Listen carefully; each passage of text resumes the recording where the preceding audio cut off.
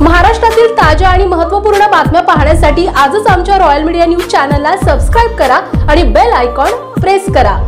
केस तालुक्यातील मस्साजोगचे सरपंच संतोष देशमुख यांच्या हत्या प्रकरणातील आरोपी सुदर्शन घुले याच्या विरोधातील आणखीन पुरावे पोलिसांच्या हाती लागल्याची माहिती समोर येते आहे।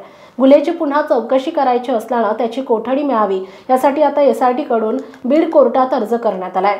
संतोष देशमुख यांची 9 डिसेंबर रोजी अपहरण करून हत्या झाली होती। यात सुदर्शन घुले, विष्णू चाटेसह 8 जण अगोदर आरोपी होते। त्या सर्वांवर मोकोका लावण्यात आला होता, परंतु नंतर खंडणीच्या गुन्ह्यातील आरोपी वाल्मिक कराड याचा देखील यात सहभाग आढळून आल्याने त्याच्यावरही खून आणि मकोका अंतर्गत गुन्हा नोंदवण्यात आला आहे।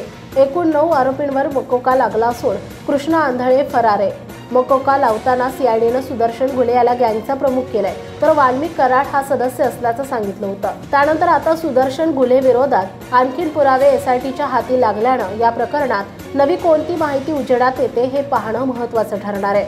दरम्यान बीड कोर्टात एसआयटी कडून सुदर्शन घुलेची कोठडी मागण्यात आल्यानं कोर्टाकडून काय निर्णय देण्यात येतो हे पाहणंही महत्त्वाचं ठरणार आहे।